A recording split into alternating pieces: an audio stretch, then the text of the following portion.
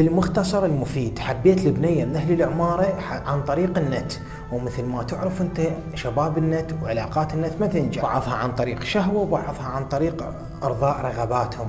لكن أني ما تتوقع ايش سويته يا مصطفى؟ رحت وخطبتهم ولكت عليها واخذت الشيخ، وهاي الصورة اللي امامك هاي يوم خطوبتي، لكن لا طلبة منك ما تطلع صورة خطيبتي وياي بالمقطع فيديو.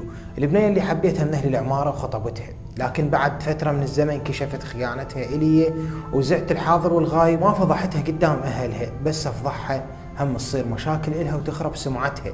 يا مصطفى اتمنى تحكيها للناس. بالمختصر المفيد، ماكو احد ثقة بهالوقت. انا احكي لك قصتي وكل شيء عندي دليل. انا حبيت وحدة على النت وقضيت ايام ووقت خصصته كله إلها. المهم رحت خطبتها، هي من العمارة وانا من بغداد. رحت وخطبتها بعد مشاكل هواي. انا اشتغل ومن نطلع للشغل هي تتصل وراي وتخابر وتسولف وانا ما ادري. يوم اني ما طالع للشغل طحت مريض، دقيت عليها مشغولة. ظليت ادق تقريبا ساعة ورا ما سددت. سألتها ويا من تحكين؟ قالت ويا اختي. خابرت اختها قالت ما متصلة علي. المهم اني كنت مؤمن بيها، اخذت حساباتها رجعت المحادثات والاتصالات. لقيت عندها شباب اكثر من عندي وتخابر وتتصل للعلم حب سنوات. رحت خطبت وما ضحكت مثل باقي الشباب عليها، وخسرت كل شيء. ذهب وغرفتي وتجهيزات العرس كله راح، وانا اشتغل عماله. حر وبرد واهانه وتعب كله على موته، رغم انا اواجه مشاكل عائليه اللي دمرتني، وهي كنت معتبرها راح تخلصنا من هاي المشاكل اللي مريت بيها. وهاي الظروف اللي وصلتها قلت راح تخلصنا من هذا العالم. بس مع الأسف والله طلعت عندها علاقة ويا ابن عمها. أنا اكتشفت وشفت بعيني. على كل سوالف ما تخلص، بس أقول الحمد لله فسخت الخطوبة وكل من بطريقة. صار 6 أشهر بس انتهيت نفسيا وجسديا لأن حبيتها من صدق.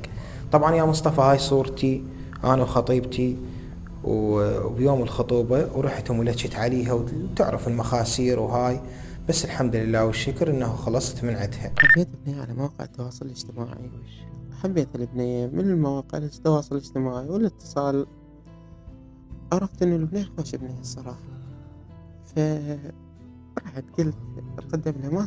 ما ردت اصير مثل باقي الشباب المتطفلة يجي ياخذ شهوته، ومثل ما نقول مثل باقي الشباب. فأنا رحت وقدمت بعد ما صارت مشاكل ولا كانوا راضين. فالمهم أخذتها بعد هواي مشاكل كلش هواي. بعد فترة من الخطوبة ظل يتواصلهم، هي من العمارة وأنا من بغداد. أنا تحملت حر وبرد وشغل وتعب، واشتغل عمال وكسران ظهر وتصعيد مواد وإنقاذ وإلى آخره يعني.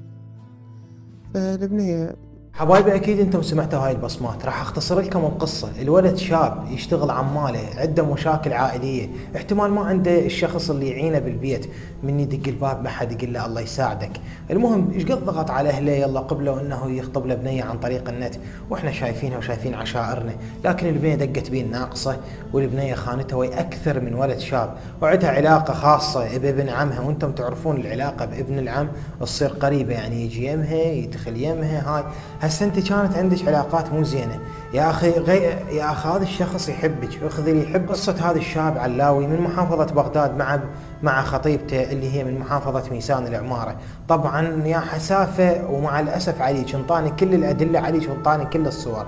مع كل الاسف انت من محافظه ميسان العماره، اللي قسما بالله الكريم اذا اقعد يم صديق يم صاحب يم ولد يم اي شخص اقعد واقول له انا من العماره، يقول لي والله والنعم وثلاث ثنعام. أهل العمارة، أهل القلوب الطيبة، أهل الفزعة، أهل النخوة، أهل الشيمة، العشاير، المضايف اللي الناس تسولف بيهم وسجلوا بطولاتهم أيام دخول داعش العراق وانطوا الشهداء. فطرعتهم تلقاهم والله ما بدون دقة باب تدخل عليهم وتقعد وتاكل وتشرب وما يسألونك أنت منين جاي. بس للأسف أنت من محافظة ميسان العمارة، اللي أنا أفضلها محافظتي، أفضلها الثالث والثاني بالعراق من بعد محافظة المثنى السماوي. بس العتب مو عليك، العتب على أبوك وأمك اللي تاجروا بيك. وآسف عن المصطلح اللي راح أحكيه. ابن عمي راح يمل من عندك بعد يملك ويشمرك وتصيرين زبالة مع الأسف. اي والله. طبعا اللي حاب يرسل قصته موجود حسابي انستغرام وحسابي يوتيوب، وطبعا انشر اكثر القصص بحسابي بكواي. طبعا لا تنسون تشتركون بقناتي مال اليوتيوب وتكملون القصة، لان هنا انا راح انشر التكملة الجزئية، يعني انشر فقط كلام قليل على مود يصعد المقطع. واريد همتكم، واريد ان شاء الله قاعد الصبح القى قناتي صاعدة بزودكم. تكملة القصة باليوتيوب.